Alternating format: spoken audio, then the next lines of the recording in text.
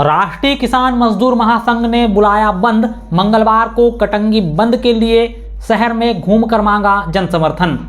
किसानों ने अपनी मांग को लेकर सरकार की तरफ अपना ध्यान आकर्षण करवाने के लिए अब नगर बंद का आह्वान किया है।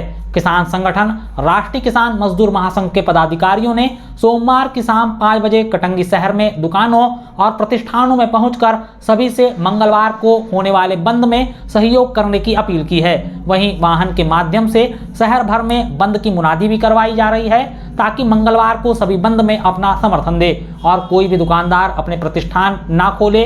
राष्ट्रीय किसान मजदूर महासंघ के बैनर तले किसान 2 दिसंबर से अपनी मांग को लेकर उपार्जन केंद्रों के बाहर धरना प्रदर्शन कर रहे हैं। कटंगी और तिरोड़ी दोनों ही तहसील क्षेत्र के सभी 26 उपार्जन केंद्रों में 9 दिसंबर की शाम तक वीरानी ही छाई हुई दिखाई दी।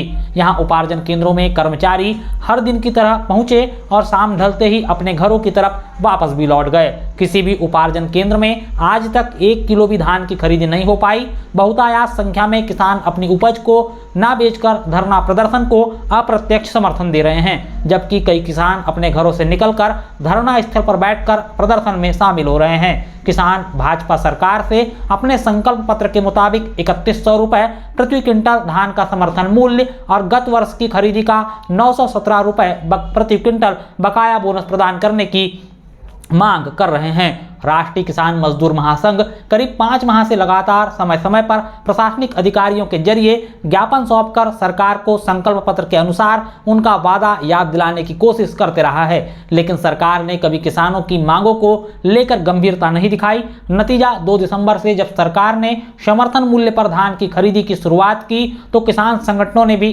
किसानों के साथ धरना प्रदर्शन की शुरुआत कर दी।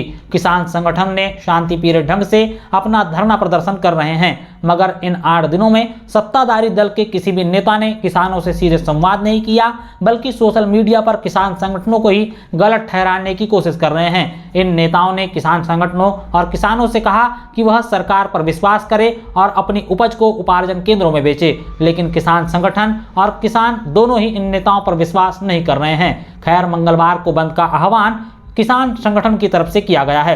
राष्ट्रीय किसान मजदूर महासंघ के धरना प्रदर्शन और कटंगी बंद को आम आदमी पार्टी और बहुजन समाज पार्टी ने भी अपना समर्थन दिया है। आम आदमी पार्टी प्रदेश सचिव इंजीनियर प्रशांत मेश्राम, जिला उपाध्यक्ष योगराज ठाकरे और विधानसभा अध्यक्ष गुलाब पुष्पतोड़े ने सामूहिक रूप से अपनी प्रेस नोट जारी कर जानकारी देते बताया कि उन्होंने किसानों की सभी मांग और उनका पूर्ण समर्थन किया है। वह कटंगी बंद में भी किसानों के साथ खड़े हैं। उन्होंने कहा कि किसानों की मांग बिल्कुल जायज है। वहीं बहुजन समाज पार्टी अध्यक्ष संजय सेंडे ने भी बताया कि उनकी पार्टी की तरफ से भी किसानों को पूर्ण समर्थन है।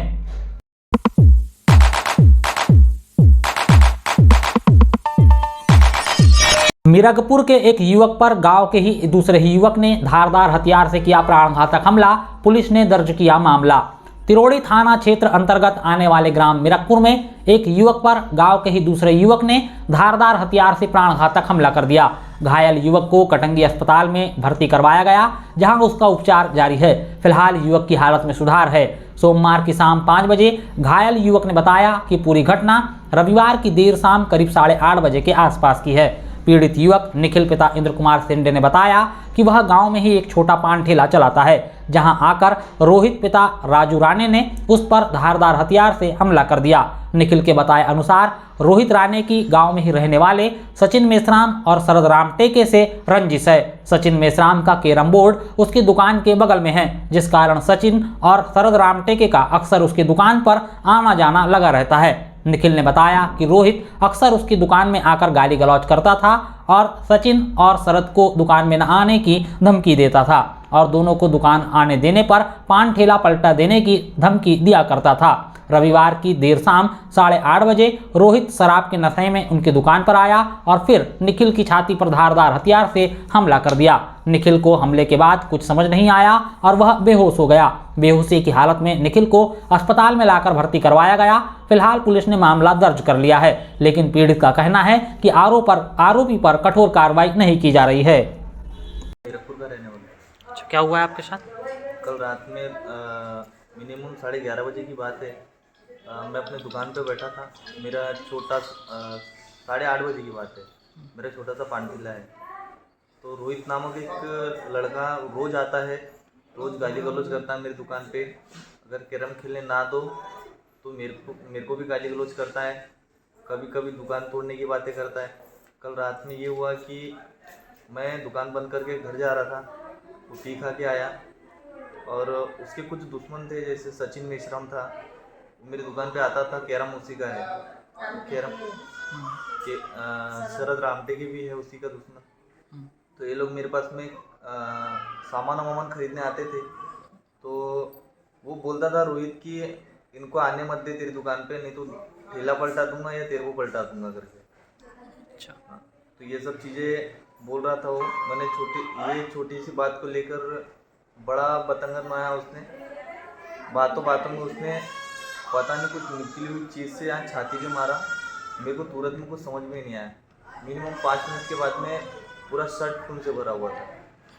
तो जिस युवक ने आपको मारा है, रोहित नाम उसका बता रहे हैं आप, हाँ, तो उसका पूरा नाम क्या है? रोहित राणे नाम है। अच्छा, कहाँ का रहने वाला ये? मीरपुर का। आपसे कोई पुरानी रंजिश भी है इसकी? कुछ भी नहीं। अच्छा, सिर्फ इस बात को लेकर के कि तू उनको मत आने दिया कर, इसलिए आपसे मारपीट किया उसने। हाँ। अब आपके साथ ये पूरी घटना हुई तो आपने किस थाने में रिपोर्ट दर्ज कराई है? मेरे तिरोड़ी थाना में। अच्छा, तिरोड़ी थाने में। पहले 100 नंबर डायल किया, 100 नंबर आई।